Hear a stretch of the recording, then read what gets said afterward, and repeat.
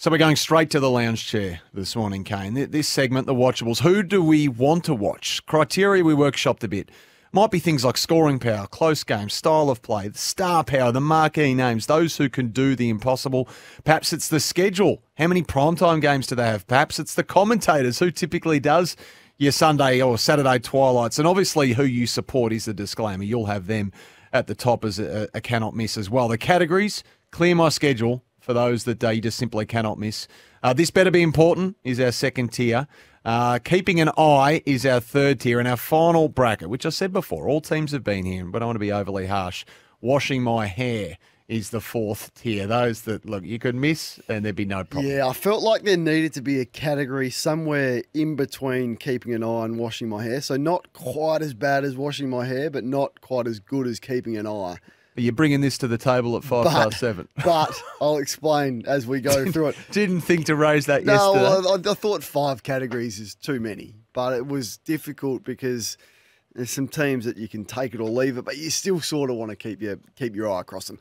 Who you got? Who are the ones for you? Who are the marquee games that you will not be missing this year? All right, clear my schedule. Collingwood, obvious. Play the game in a way you can't not admire. Flair, dare, risk-taking, speed. Pendles at one end of the age demographic, Dacos at the other. They've got star power everywhere, big crowds, big noise, and they've got a penchant for the close game, which I love. Yeah, I got Collingwood as well for all of those reasons. But they take risks. They take the game on. They play aggressive. They do things that other teams don't do. Love the way that their backs play really high and do play aggressive. When the ball hits the deck in their back 50, they swarm on it and then they go. And I think they're the best team with their hands, like their ability to use quick hands in traffic and to take a few risks. Not always pays off, and you can turn the footy over and it can cost you, as it has from time to time last year. But we called them the Collingwood Globetrotters last year, and they're absolutely there. And the crazy crowds as well, just to add to the atmosphere. And everyone wants to bring their best performance against Collingwood. So that they're now the 100, and I think the intensity of Collingwood games will rise this year, and we won't be missing too many of them. You can pull us up at any moment here too, by the way, whether you disagree or agree. 1300 736 736. The 40 Wings Tempest 0433 98 11 16. And this forms part of our conversation starter for the Drain Man. Of course, you want to call the experts if you've got drain problems. They are the Drain Man. Who else you got in the Clear I got the Crows. I watch the Crows when they're on. I love their brutal game style. I think Matthew Nicks has a defined game style. They play a finals-like brand where they're really competitive. They win clearance, they tackle, they turn the ball over from the opposition. They got the great forward 6, so the star power in their forward 6 I want to watch. And this year they're going to get a lot of marquee slots. So there's a bit of a make-up for the goal review stuff at the end of the year. They basically got all the requests that they put in for the AFL. So lots of Thursday, Friday night games that they're going to get in marquee situations. And then there's the expectation. Can they handle it? So can they deliver on what we think they are good enough to, and will the players be able to live up to that? So there's a watchability around that as well. So lots of aspects there. I'm not missing them either. The Leyland brothers last year, 10 different venues. You mentioned the primetime appeal. They've got 3 Thursdays, 3 Fridays. They've got a Good Friday meeting with Freo. They've finally got a home standalone showdown against Port, and they're hosting Geelong, Melbourne, Essendon and Richmond in primetime slots. So I'm with you. Big expectations, big scoring power, and the Adelaide Oval atmosphere, much is made of that, but it's fantastic even through the TV. And they played in 6 games decided by a goal or less last year. So there's that excitement value as well, and the star power of Rankin and Rochelle and those guys. So I've got them in there too. Who else you got? I've got the Blues in there. Probably not much need to explain on this. Star power everywhere, which was spoken about. Kerno, Cripps, Walsh. A fanatical fan base. And what we probably need to acknowledge with them is, good or bad, it's hard to look away. Like, if it's going horrifically, you can't not watch. And if it's going brilliantly, then it's crazy as well. And how can you not be glued for Harry Mackay's first set shot of 2024? Yeah. So they were the ultimate roller coaster and could easily be that again. And like Collingwood, they are the primetime kings this year, and that appeals to most people. Definitely got the Blues in there. The brutal midfield that they've got, the forward line expectations, the fan expectations, the competition expectations, and the fact that they're due, which brings a whole level of pressure this year. So we're 3 from 3 at the moment. I think we'll probably be 4 from 4. I've got Brisbane. They got the best small forward group in a long time. Look, I said it repeatedly last year. I can't remember a group of small to medium forwards this good. Bailey, McCarthy, Cameron, Rayner, Zorko when he's down there. Yeah. Speaking of Zorko, I want to watch him because I don't know if he's going to lose his head. So there's a watchability around that. They run off half back. They intercept off half back. Their midfield is really strong. They play football the right way. Brisbane are right up there for me in terms of, clearly they're up to their eyeballs in winning the premiership. And they got some good youngsters as well. Like we can't wait to see Ashcroft come back. Fletcher came in and played with, just took the game on from the minute he stepped into that side and was important for them. So if Brisbane are on my TV this year, I'm watching. Now, I've got them there as well, but I've also got another team, and I've kept this back from you. And You this might be said controversial. 4. I know, but I've got 5, and I've put a bit of thought into Late this. adjustment. I've got Gold Coast in there. No. I'm not missing the Sun. No, listen, hear me out. Please. I know, highest finish of 12th in 13 seasons. That's all obvious. But they've just pulled off the boldest move in their history, snaring Hardwick. My fascination with what they can do with him, I'm not missing it. They've declared finals the benchmark. They want to win a flag within 3 years. Can they finally do it? Now, clear my schedule at least for the first 6 to 8 rounds because I've got enormous curiosity on what they can produce. Can they finally, Kane, put it together up on the Gold Yeah, Coast? no, I'm not stomaching that one. I'm not copping that. Them playing in the sun in front of 7,000 people doesn't excite me. So they're No, not. but it's they're fine. I'm in not that- sitting in the outer. I'm at home, and Yeah. it's my choice. You can't take it away from me.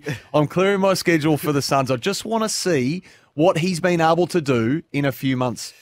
Yeah, no, I can't. I can't come with you on that one. But we've got All right, 4. This better be. Yeah, no, and I've got Brisbane in there as well. So I've gone the 5. You've gone the 4.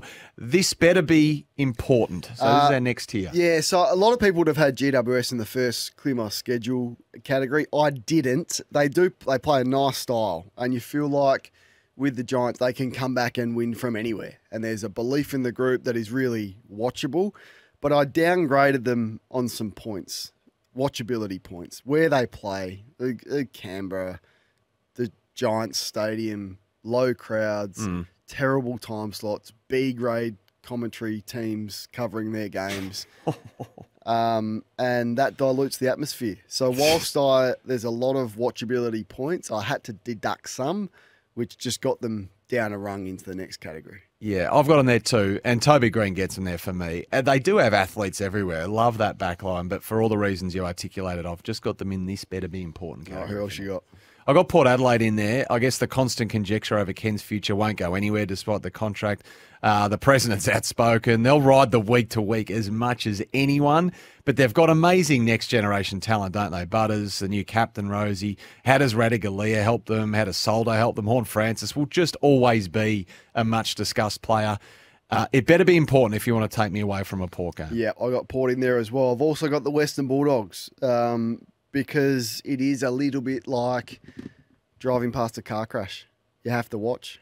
I've got them there too. And when it works, they look like a Ferrari on the highway, and it is humming. They love can their style. They can score as quickly as anyone. Their forwards can get a hold of you. Their mids are star-studded. They got good young key position players everywhere. When it works, it works.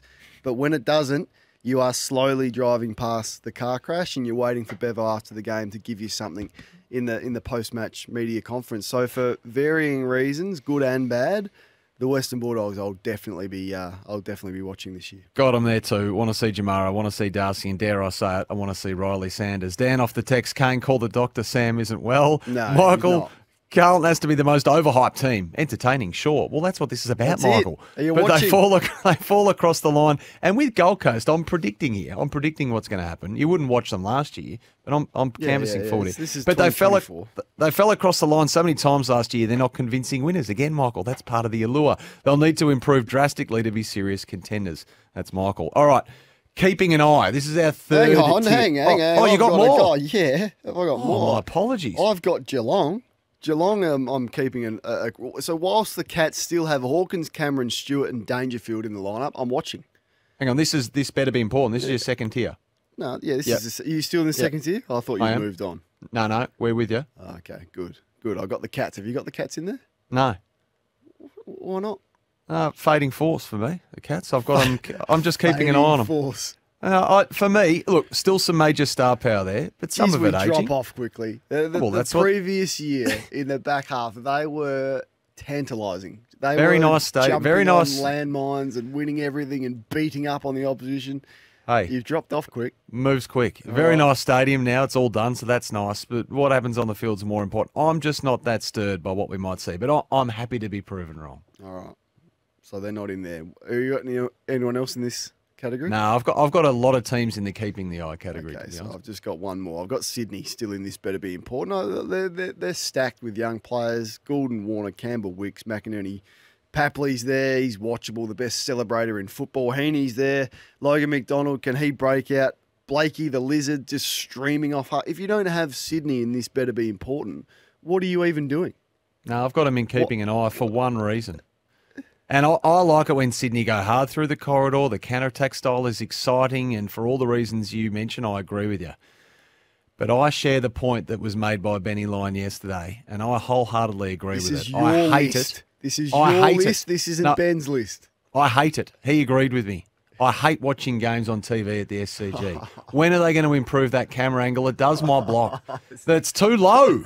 You can't. The depth, it's shocking. Very petty. Shocking visual. It's irritating. It's not a good spectacle, and I have to watch it. So I can't sit there, and I struggle to watch a full game at the SCG. Yeah, call me petty. List of young talent and speed and ball use in the league, and you've dropped them down a category because of a couple of poor angles at the SCG. I'm at home with the remote control. It's watchability, all right? They might go on to win the premiership, but I don't enjoy watching them.